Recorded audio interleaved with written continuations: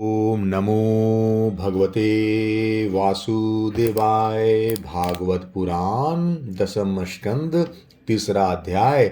भगवान श्री कृष्ण का प्राकट्य। श्री सुखदेव जी कहते हैं, परीक्षित, अब समस्त शुभ गुणों से युक्त बहुत सुहावना समय आया। रोहिणी नक्षत्र था। आकाश के सभी नक्षत्र, ग्रह और तारे शांत सौम्य हो रहे थे। जैसे अंतःकरण शुद्ध होने पर उसमें भगवान का आविर्भाव होता है। श्री कृष्ण अवतार के अवसर पर भी ठीक उसी प्रकार का समष्टि का शुद्धि का वर्णन किया गया है। इसमें काल, दिशा, पृथ्वी, जल, अग्नि, वायु, आकाश, मन और आत्मा, इन 9 द्रव्यों का अलग अलग नामोल्लेख करके साधक के लिए एक अत्यंत उपयोगी साधना पद्धति की ओर संकेत किया गया है। काल, भगवान काल से परे हैं। शास्त्रों और सत्पुरुषों के द्वारा ऐसा निरूपण सुनकर काल मानो क्रुद्ध हो गया था और रुद्र रूप धारण करके सबको निगल रहा था।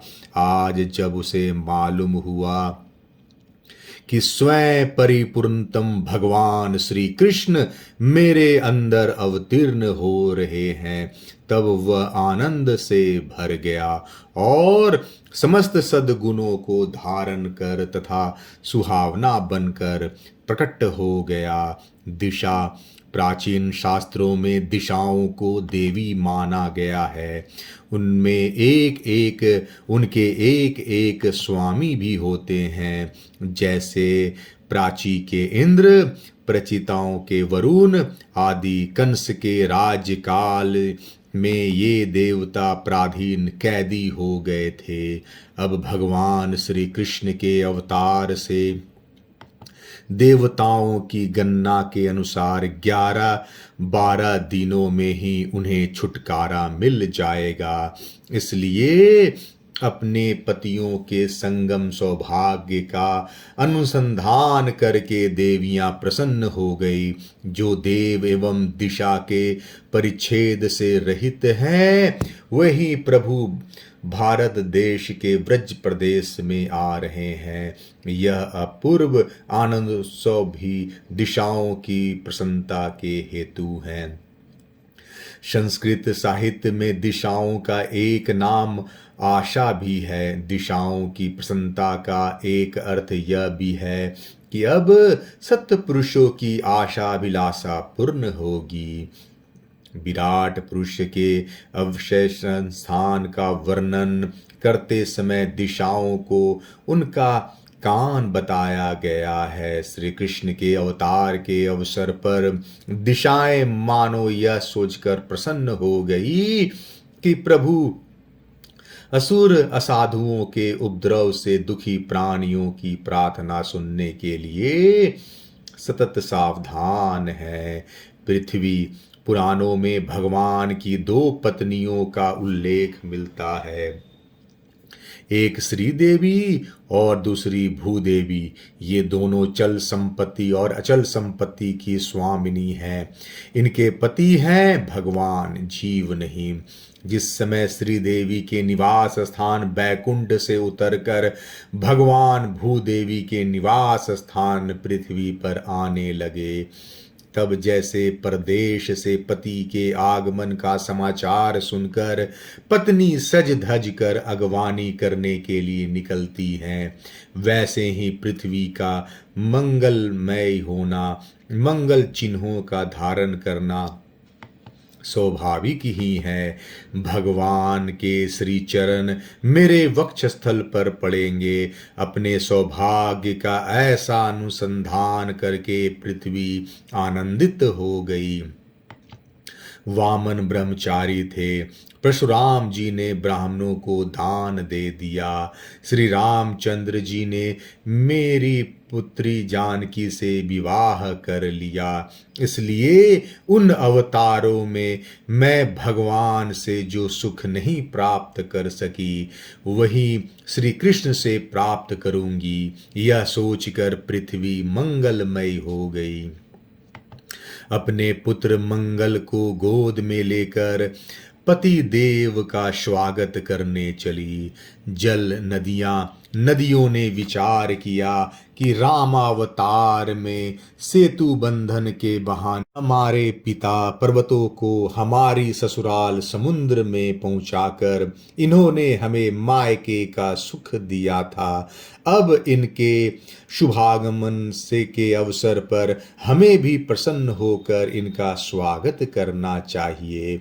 नदियां सब गंगा जी से कहती थी, तुमने हमारे पिता पर्वत देखे हैं, अपने पिता भगवान विष्णु के दर्शन कराओ।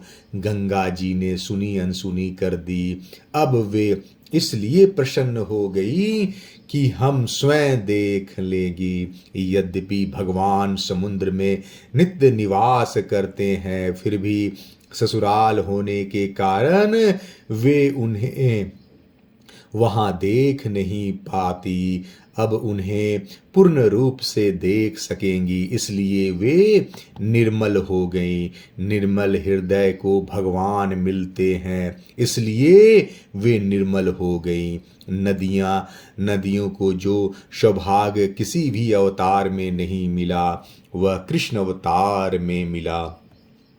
श्री कृष्ण की चतुर्थ पटरानी है श्री कालिंदी जी। अवतार लेते ही यमुना जी के तट पर जाना, ग्वाल बाल एवं गोपियों के साथ क्रीड़ा करना, उन्हें अपनी पटरानी बनाना, इन सब बातों को सोचकर नदियां आनंद से भर गई।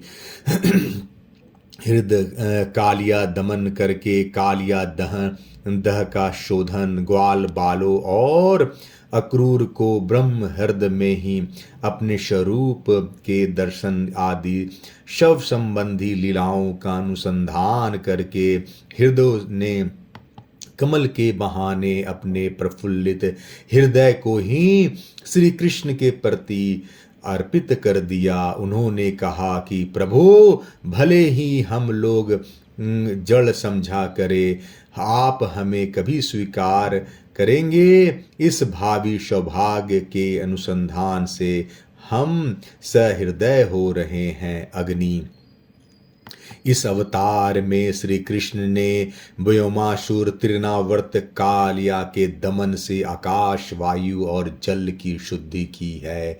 मृद भक्षण से पृथ्वी की और अग्निपान से अग्नि की। भगवान श्री कृष्ण ने 2 बार अग्नि को अपने मुंह में धारण किया। इस भावी सुख का अनुसंधान करके ही अग्निदेव शांत होकर प्रज्वलित होने लगे। देवताओं के लिए यज्ञ भाग आदि बंद हो जाने के कारण अग्निदेव भी भूखे ही थे। अब श्री कृष्ण अवतार से अपने भोजन मिलने की आशा से अग्निदेव प्रसन्न होकर प्रज्वलित हो उठे। वायु उदार शिरोमणि भगवान श्री कृष्ण के जन्म के अवसर पर वायु ने सुख लुटाना प्रारंभ किया, क्योंकि समान शील से ही मैत्री होती है। जैसे स्वामी के सामने से प्रजा अपने गुण प्रकट करके उसे प्रसन्न करती है, वैसे ही वायु भगवान के सामने अपने गुण प्रकट करने लगे। आनंद कंद श्री कृष्ण चंद्र के मुखार बिंद पर जब समजनित श्वेत बिंदु आ जाएंगे, तब मैं ही शीतल मंद सुगंध गति से उसे सुखाऊंगा। यह सोचकर पहले से ही वायु सेवा का अभ्यास करने लगा। यदि मनुष्य को प्रभु चरणाबिंद के दर्शन की लालसा हो तो उसे विश्व की सेवा ही करनी चाहिए। मानो यह उपदेश करता हुआ वायु सबकी सेवा करने लगा। रामावतार में मेरे पुत्र हनुमान ने भगवान की सेवा की, इससे मैं कृतार्थ ही हूँ। परंतु इस अवतार में मुझे स्वयं ही सेवा कर लेनी चाहिए। इस विचार से वायु लोगों को सुख पहुँचाने लगा। संपूर्ण विश्व के प्राण वायु ने संपूर्ण विश्व की ओर से भगवान के स्वागत समारोह में प्रतिनिधित्व किया। आकाश आकाश की एकता, आधारता, विशालता और समता की उपमा तो सदा से ही भगवान के साथ दी जाती रही, परंतु अब उसकी झूठी नीलिमा भी भगवान के अंग से उपमा देने से चरितार्थ हो जाएगी। इसलिए आकाश ने मानव आनंद उत्सव मनाने के लिए नीले चंदोवे में हीरो के समान तारों की झालरें लटका ली है। स्वामी के शुभागमन के अवसर पर जैसे सेवक स्वच्छ वेशभूषा धारण करते हैं और शांत हो जाते हैं, उसी प्रकार आकाश के सब नक्षत्र, ग्रह, तारे शांत एवं निर्मल हो गए। वक्रता, अतिचार और युद्ध छोड़कर श्री कृष्ण का स्वागत करने लगे। नक्षत्र, मैं देवकी के गर्भ से जन्म ले रहा हूँ, तो रोहिणी के संतोष के लिए कम से कम रोहिणी नक्षत्र में जन्म तो लेना ही चाहिए। अथवा चंद्र वंश में जन्म ले रहा हूँ, तो चंद्रमा की सबसे प्यारी पत्नी रोहिणी में ही जन्म लेना उचित है। यह सोचकर भगवान ने रोहिणी नक्षत्र में जन्म लिया। मन योगी मन का निरोध करते हैं, मुमुक्ष निर्विषय करते हैं और जिज्ञासु बाध करते हैं। तत्वज्ञों ने तो मन का सत्यानाश ही कर दिया। भगवान के अवतार के समय जानकर उसने सोचा कि अब तो मैं अपनी पत्नी, इंद्रियां और विषय, बाल बच्चे सब के साथ ही भगवान के साथ खेलूंगा। निरोध और बाध से पिंड छूटा, इसी से मन प्रसन्न हो गया। निर्मल को ही भगवान मिलते हैं, इसलिए मन निर्मल हो गया। वैसे शब्द, स्पर्श, रूप, रस, गंध का परित्याग कर देने पर भगवान मिलते हैं। अब तो स्वयं भगवान ही वह सब बनकर आ रहे हैं। लौकिक आनंद भी प्रभु में मिलेगा, यह सोचकर मन प्रसन्न हो गया। वसुदेव के मन में निवास करके ये ही भगवान प्रकट हो रहे हैं, वह हमारी ही जाति के हैं, यह सोचकर मन प्रसन्न हो गया। सुमन देवता और शुद्ध मन को सुख देने के लिए भगवान का अवतार हो रहा है, यह जानकर सुमन प्रसन्न हो गए। संतों में, स्वर्ग में और उपवन में सुमन, शुद्ध मन, देवता और पुष्प आनंदित हो गए। क्यों न हो, माधव, विष्णु और वसंत का आगमन जो हो रहा है। भाद्र मास भद्र अर्थात कल्याण देने वाला है। कृष्ण पक्ष स्वयं कृष्ण से संबंध है। अष्टमी तिथि पक्ष के बीचों बीच संधि स्थल पर पड़ती है।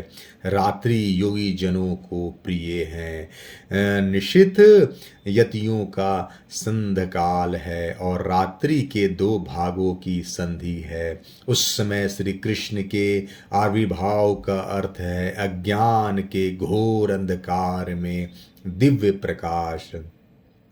निष्णात चंद्र के वंश में जन्म लेना है तो निशा के मध्य भाग में अवतीर्ण होना उचित भी है। अष्टमी के चंद्रोदय के समय भी वही है।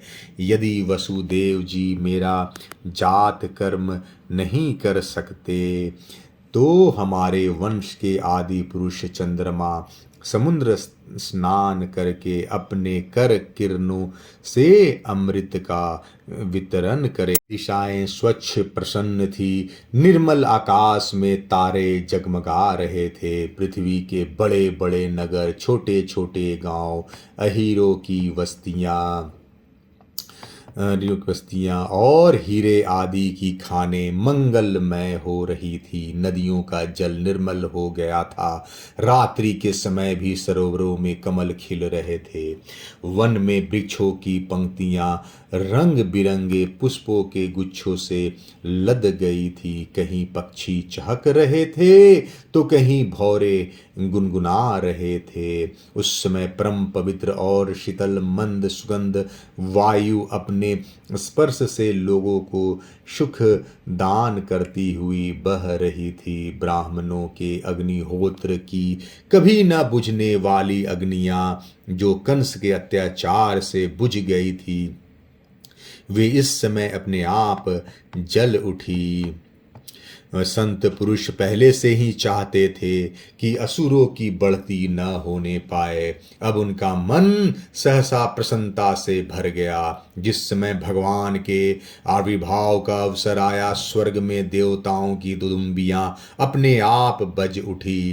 किन्नर और गंधर्व मधुर स्वर में गाने लगे तथा सिद्ध और चारण भगवान के मंगलमय गुणों की स्तुति करने लगे। विद्याधरों विद्याधरी अप्सराएं के साथ नाचने लगी। बड़े बड़े देवता और ऋषि मुनि आनंद से भरकर पुष्पों की वर्षा करने लगे। ऋषि मुनि और देवता जब अपने सुमन की वर्षा करने के लिए मथुरा की ओर दौड़े, तब उनका आनंद भी पीछे छूट गया और उनके पीछे पीछे दौड़ने लगा। उन्होंने अपने निरोध और बाद संबंधी सारे विचार त्याग कर मन को श्री कृष्ण की ओर जाने के लिए मुक्त कर दिया, उन पर न्यौछावर कर दिया। जल से भरे हुए बादल समुद्र के पास जाकर धीरे धीरे गर्जना करने लगे। मेघ समुद्र के पास जाकर मंद मंद गर्जना करते हुए कहते, जलनिधे, यह तुम्हारे उपदेश पास आने का फल है कि हमारे पास जल ही जल हो गया। अब ऐसा कुछ उपदेश करो कि जैसे तुम्हारे भीतर भगवान रहते हैं, वैसे हमारे भी भीतर भी रहें। बादल समुद्र के पास जाते और कहते कि समुद्र, तुम्हारे हृदय में भगवान रहते हैं, हमें भी उनका दर्शन प्यार प्राप्त करवा दो। समुद्र उन्हें थोड़ा सा जल देकर ही कह देता, अपनी उताल तरंगों से ढकेल देता, जाओ अभी विश्व की सेवा करके अंतःकरण शुद्ध करो, तब भगवान के दर्शन होंगे। स्वयं भगवान मेघ श्याम बनकर समुद्र से बाहर ब्रज में आ रहे हैं। हम धूप में उन पर छाया करेंगे, अपनी फुइयाँ बरसाकर जीवन न्यौछावर करेंगे और उनकी बांसुरी का के स्वर पर ताल देंगे। अपने इस सौभाग्य का अनुसंधान करके बादल समुद्र के पास पहुँचे और मंद मंद गर्जना करने लगे। मंद मंद इसलिए कि यह ध्वनि प्यारे श्री कृष्ण के कानों तक न पहुँच जाए। जन्म मृत्यु के चक्र से छुड़ाने वाले जनार्दन के अवतार का समय था निश्चित। चारों ओर अंधकार का साम्राज्य था। उसी समय सबके हृदय में विराजमान भगवान विष्णु देव रूपिणी देवकी के गर्भ से प्रकट हुए। जैसे पूर्व दिशा में सोलहों कलाओं से पूर्ण चंद्रमा का उदय हो गया हो। वसुदेव जी ने देखा, उनके सामने एक अद्भुत बालक है। उसके नेत्र कमल के समान कोमल और विशाल हैं। चार सुंदर हाथों में शंख, गदा, चक्र और कमल लिए हुए हैं। वक्षस्थल पर श्री वत्स का चिन्ह, अत्यंत सुंदर स्वर्णमयी रेखा है। गले में कौस्तुभ मणि झिलमिला रही है। वर्षाकालीन मेघों के समान परम सुंदर श्यामल शरीर पर मनोहर पीतांबर फहरा रहा है। बहुमूल्य वैदुर मणि के किरीट और कुंडल की कांति से सुंदर सुंदर घुंघराले बाल सूर्य के किरणों के समान चमक रहे हैं। कमर में चमचमाती करधनी की लड़ियां लटक रही हैं, बाहों में बाजूबंद और कलाइयों में कंगन शोभायमान हो रहे हैं। इन सब आभूषणों से सुशोभित बालक के अंग अंग से अनोखी छटा छिटक रही है। जब वसुदेव जी ने देखा कि मेरे पुत्र के रूप में तो स्वयं भगवान ही आए हैं, तब पहले तो उन्हें असीम आश्चर्य हुआ, फिर आनंद से उनकी आंखें खिल उठी, उनका रोम रोम परमानंद में मग्न हो गया। श्री कृष्ण का जन्मोत्सव मनाने की उतावली में उन्होंने उसी समय ब्राह्मणों के लिए 10,000 गायों का संकल्प कर दिया। परीक्षित, भगवान श्री कृष्ण अपनी अंग कांति से सूतिका गृह को जगमग कर रहे थे। जब वसुदेव जी को यह निश्चय हो गया कि ये तो परम पुरुष परमात्मा ही हैं, तब भगवान का प्रभाव जान लेने से उनका सारा भय जाता रहा। अपनी बुद्धि स्थिर करके उन्होंने भगवान के चरणों में अपना सिर झुका दिया और फिर हाथ जोड़कर वे उनकी स्तुति करने लगे। वसुदेव जी ने कहा, मैं समझ गया कि आप प्रकृति से अतीत साक्षात पुरुषोत्तम है। आपका स्वरूप है केवल अनुभव और केवल आनंद। आप समस्त बुद्धियों के एकमात्र साक्षी हैं। आप ही सर्ग के आदि में अपनी प्रकृति से इस त्रिगुणमय जगत की सृष्टि करते हैं, फिर उसमें प्रविष्ट न होने पर भी आप प्रविष्ट के समान जान पड़ते हैं। जैसे जब तक महतत्व आदि कारण तत्व पृथक पृथक रहते हैं, तब तक उनकी शक्ति भी पृथक पृथक होती है। जब वे इंद्रियादि 16 विकारों के साथ मिलते हैं, तभी इस ब्रह्मांड की रचना करते हैं और इसे उत्पन्न करके इसी में अनुप्रविष्ट से जान पड़ते हैं। परंतु सच्ची बात तो यह है कि वे किसी भी पदार्थों में प्रवेश नहीं करते। ऐसा होने का कारण यह है कि उनसे बनी हुई जो भी वस्तु है, उसमें वे पहले से ही विद्यमान रहते हैं। ठीक वैसे ही बुद्धि के द्वारा केवल गुणों के लक्षणों का ही अनुमान किया जाता है और इंद्रियों के द्वारा केवल गुणमय विषयों का ही ग्रहण होता है। यद्यपि आप उनमें रहते हैं, फिर भी उन गुणों के ग्रहण से आपका ग्रहण नहीं होता। इसका कारण यह है कि आप सब कुछ हैं, सबके अंतर्यामी हैं और परमार्थ सत्य आत्म स्वरूप है। गुणों का आवरण आपको ढक नहीं सकता, इसलिए आप में न बाहर है न भीतर, फिर आप किसमें प्रवेश करेंगे? इसलिए प्रवेश न करने पर भी आप प्रवेश किए हुए समान दिखते हैं। जो अपने इन दृश्य गुणों को अपने से पृथक मानकर सत्य समझता है, वह अज्ञानी है, क्योंकि विचार करने पर ये देह गे आदि पदार्थ वाग विलास के सिवा और कुछ नहीं सिद्ध होते। विचार के द्वारा जिन वस्तु का अस्तित्व सिद्ध नहीं होता, बल्कि जो बाधित हो जाती है, उसको सत्य मानने वाला पुरुष बुद्धिमान कैसे हो सकता है?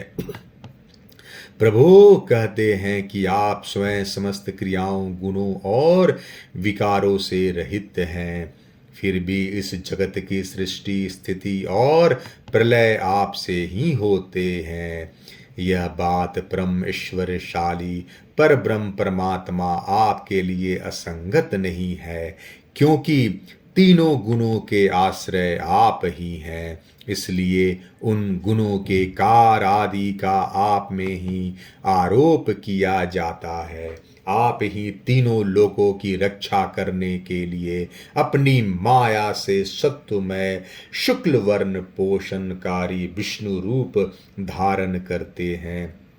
उत्पत्ति के लिए रजः प्रधान रक्त वर्ण सृजनकारी ब्रह्मा रूप और प्रलय के समय तमोगुण प्रधान कृष्ण वर्ण संहारकारी रुद्र रूप स्वीकार करते हैं। प्रभु, आप सर्वशक्तिमान और सबके स्वामी हैं। इस संसार की रक्षा के लिए ही आपने मेरे घर अवतार लिया है। आजकल कोटि कोटि असुर सेनापतियों ने राजा का नाम धारण कर रखा है और अपने अधीन बड़ी बड़ी सेनाएं कर रखी है। आप उन सब का संहार करेंगे। देवताओं के भी आराध्य देव प्रभु, यह कंस बड़ा दुष्ट है। इसे जब मालूम हुआ कि आपका अवतार हमारे घर होने वाला है, तब उसने अपने आपके भय से आपके बड़े भाइयों को मार डाला। अभी उसके दूत आपके अवतार का समाचार उसे सुनाएंगे और वह अभी अभी हाथ में शस्त्र लेकर दौड़ा आएगा। श्री सुखदेव जी कहते हैं, परीक्षित, इधर देवकी ने देखा कि मेरे पुत्र में तो पुरुषोत्तम भगवान के सभी लक्षण मौजूद हैं। पहले तो उन्हें कंस से कुछ भय मालूम हुआ, परंतु फिर वे बड़े पवित्र भाव से मुस्कुराती हुई स्तुति करने लगी। माता देवकी ने कहा, प्रभु, वेदों ने आपके जिस रूप को अव्यक्त और सब का कारण बतलाया है, जो ब्रह्म ज्योतिष रूप समस्त गुणों से रहित है और विकारहीन है, जिसे विशेष रहित अनिर्वचनीय निष्क्रिय एवं केवल विशुद्ध सत्ता के रूप में कहा गया है, वही बुद्धि आदि के प्रकाशक विष्णु आप स्वयं हैं। जिस समय ब्रह्मा की पूरी आयु दो पदार्थ प्रारब्ध समाप्त हो जाते हैं, काल शक्ति के प्रभाव से सारे लोक नष्ट हो जाते हैं। पंच महाभूत अहंकार में, अहंकार महतत्व में और महतत्व प्रकृति में लीन हो जाता है। उस समय एकमात्र आप ही शेष रह जाते हैं। इससे आपका एक नाम शेष भी है। प्रकृति के एकमात्र सहायक प्रभु, निमेष से लेकर वर्ष पर्यंत अनेक विभागों में विभक्त जो काल है, जिसकी चेष्टा से यह संपूर्ण विश्व सचेष्ट हो रहा है और जिसकी कोई सीमा नहीं है, वह आपकी लीला मात्र है। आप सर्वशक्तिमान और परम कल्याण के आश्रय हैं। मैं आपकी शरण लेती हूँ। प्रभु, यह जीव मृत्युग्रस्त हो रहा है। यह मृत्यु रूप कराल व्याल से भयभीत होकर संपूर्ण लोकांतरों में भटकता रहा है, परंतु इसे कभी कहीं भी ऐसा स्थान न मिल सका जहां यह निर्भय होकर रहे। आज बड़े भाग से इसे आपके चरणारविंदों की शरण मिल गई है, अतः अब यह स्वस्थ होकर सुख की नींद सो रहा है। औरों की तो बात ही क्या, स्वयं मृत्यु भी इससे भयभीत होकर भाग गई है। प्रभु, आप हैं भक्त भयहारी और हम लोग इस दुष्ट कंस से बहुत ही भयभीत हैं, अतः आप हमारी रक्षा कीजिए। आपका यह चतुर्भुज दिव्य रूप ध्यान की वस्तु है। इसे केवल मांस मज्जामय शरीर पर ही दृष्टि रखने वाले देहाभिमानी पुरुषों के सामने प्रकट मत कीजिए। मधुसूदन, इस पापी कंस को यह बात मालूम न हो कि आपका जन्म मेरे गर्भ से हुआ है। मेरा धैर्य टूट रहा है। आपके लिए मैं कंस से बहुत डर रही हूँ।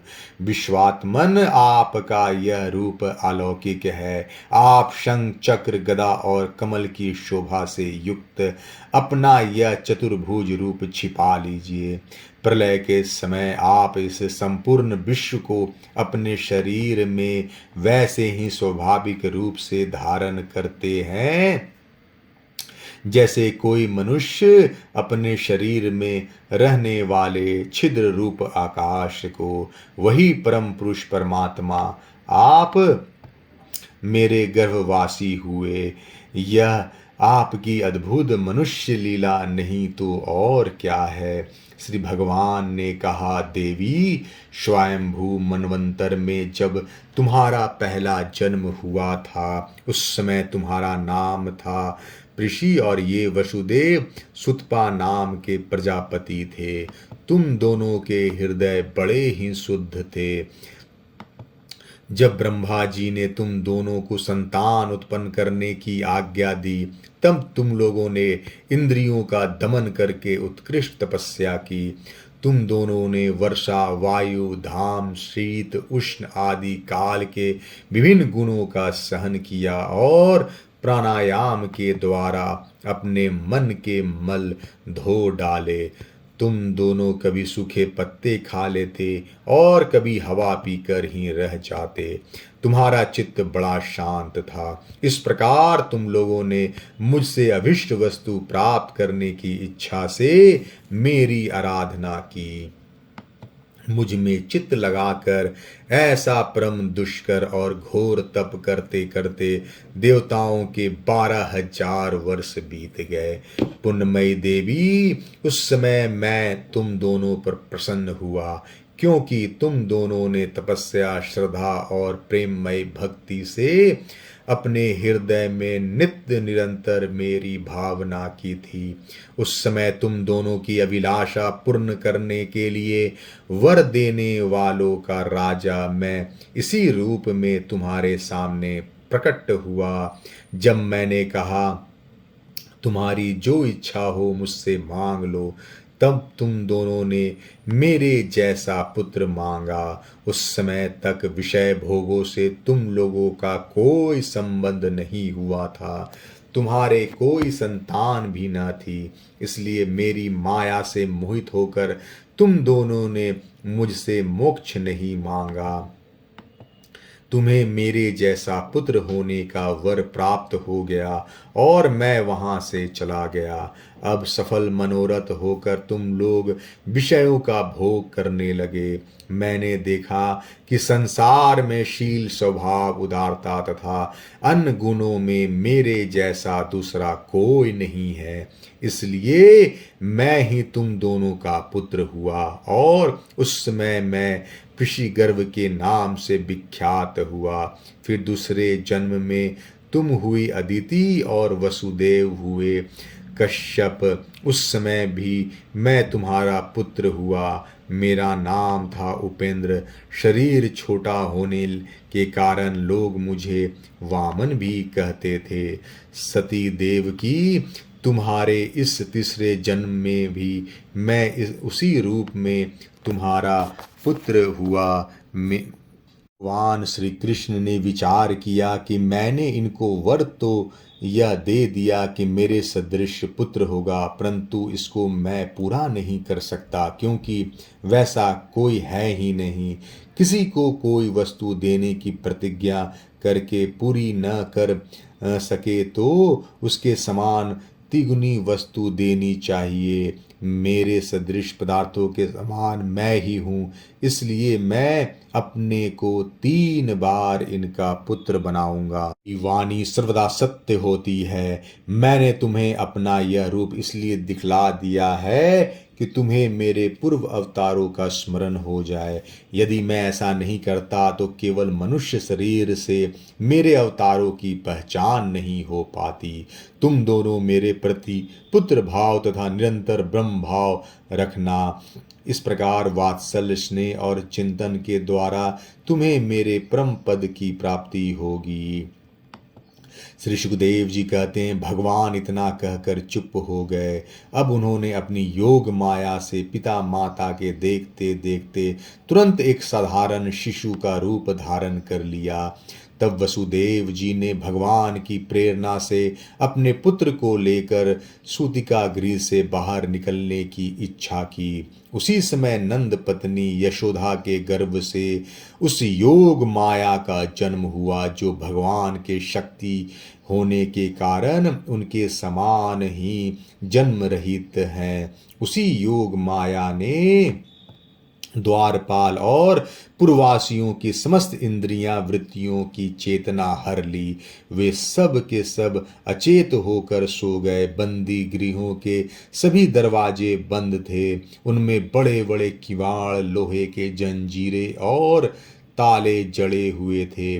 उनके बाहर जाना बड़ी ही कठिन था, परंतु वसुदेव जी भगवान श्री कृष्ण को गोद में लेकर ज्यों ही उनके निकट पहुंचे त्यों ही वे सब दरवाजे आप से आप खुल गए। इनके नाम श्रवण मात्र से असंख्य जन्मार्जित प्रारब्ध बंधन ध्वस्त हो जाते हैं। वे ही प्रभु जिसकी गोद में आ गए उसकी हथकड़ी बेड़ी खुल जाए, इसमें क्या आश्चर्य। ठीक वैसे ही जैसे सूर्योदय होते ही अंधकार दूर हो जाता है, उस समय बादल धीरे धीरे गरजकर जल की फुहारें छोड़ रहे थे। इसलिए शेष जी अपने फनों से जल को रोकते हुए भगवान के पीछे पीछे चलने लगे। बलराम जी ने विचार किया कि मैं बड़ा भाई बना तो क्या, सेवा ही मेरा मुख्य धर्म है। इसलिए वे अपने शेष रूप से श्री कृष्ण के छत्र बनकर जल का निवारण करते हुए चले। उन्होंने सोचा कि यदि मेरे रहते मेरे स्वामी को वर्षा से कष्ट पहुंचा तो मुझे धिक्कार है। इसलिए उन्होंने अपना सिर आगे कर दिया, अथवा उन्होंने यह सोचा कि विष्णुपद आकाशवासी मेघ परोपकार के लिए अधपतित होना स्वीकार कर लेते हैं, इसलिए बलि के समान सिर से वंदनीय हैं। ठीक वैसे जैसे सूर्योदय होते ही अंधकार दूर हो जाता है, उस समय बादल धीरे धीरे गरजकर जल की फुहार छोड़ रहे थे। उन दिनों बार बार वर्षा होती रहती थी। इससे यमुना जी बहुत बढ़ गई थी। श्री कृष्ण शिशु को अपनी ओर आते देखकर यमुना जी ने विचार किया, आहा, जिनके चरणों की धूलि संत पुरुषों के मानस ध्यान का विषय है, वे ही आज मेरे तट पर आ रहे हैं। वे आनंद और प्रेम से भर गई। आंखों से इतने आंसू निकले कि बाढ़ आ गई। मुझे यमराज की बहन समझकर श्री कृष्ण अपनी आंख न फेर ले, इसलिए वे अपने विशाल जीवन का प्रदर्शन करने लगी। वे गो पालन के लिए गोकुल में जा रहे हैं। ये सहस्त्र सहस्त्र लहरियां गौए ही तो हैं। वे उन्हीं के समान इनका भी पालन करें। एक कालिया नाग तो मुझ में पहले से ही हैं, यह दूसरे शेष नाग आ रहे हैं। अब मेरी क्या गति होगी, यह सोचकर यमुना जी अपने थपेड़ों से उनका निवारण करने के लिए आगे बढ़े। उनका प्रवाह गहरा और तेज हो गया था। तरल तरंगों के कारण जल पर फेन ही फेन हो रहा था। सैकड़ों भयानक भंवर पड़ रहे थे। जैसे सीतापति भगवान श्री राम जी को समुद्र ने मार्ग दे दिया था, वैसे ही यमुना जी ने भगवान को मार्ग दे दिया। एकाएक यमुना जी के मन में विचार आया कि मेरे अगाध जल को देखकर कहीं श्री कृष्ण यह न सोच ले कि मैं इसमें खेलूंगा कैसे। इसलिए वे तुरंत कहीं कंठ भर, कहीं नाभि भर और कहीं घुटनों तक जल वाली हो गई। जैसे दुखी मनुष्य दयालु पुरुष के सामने अपना मन खोल कर रख देती है, वैसे ही काल या नाग से त्रस्त अपने हृदय का दुख निवेदन कर देने के लिए यमुना जी ने भी अपना दिल खोलकर श्री कृष्ण के सामने रख दिया। वसुदेव जी ने नंद बाबा के गोकुल में जाकर देखा कि सब के सब गोप नींद से अचेत पड़े हुए हैं। उन्होंने अपने पुत्र को यशोदा जी की सैया पर सुला दिया और उनकी नवजात कन्या लेकर वे बंदी गृह में लौट आए। जेल में पहुंचकर वसुदेव जी ने उस कन्या को देवकी की शैया पर सुला दिया और अपने पैरों में बेड़ियां डाल ली तथा पहले की तरह वे बंदी गृह में बंद हो गए। उधर नंद पत्नी यशोदा जी को इतना तो मालूम हुआ कि कोई संतान हुई है, परंतु वे यह न जान सकी कि पुत्र है या पुत्री, क्योंकि एक तो उन्हें बड़ा परिश्रम हुआ था और दूसरे योग माया ने उन्हें अचेत कर दिया था भगवान श्री कृष्ण इस प्रसंग में यह प्रकट किया कि जो मुझे प्रेम पूर्वक अपने हृदय में धारण करता है उनके बंधन खुल जाते हैं, जेल से छुटकारा मिल जाता है, बड़े बड़े फाटक टूट जाते हैं और पहरेदारों को पता नहीं चलता, भव नदी का जल सूख जाता है, गोकुल इंद्र समुदाय की ही वृत्तियां लुप्त हो जाती है और माया हाथ में आ जाती है। तीसरा अध्याय समाप्त। जय श्री कृष्ण।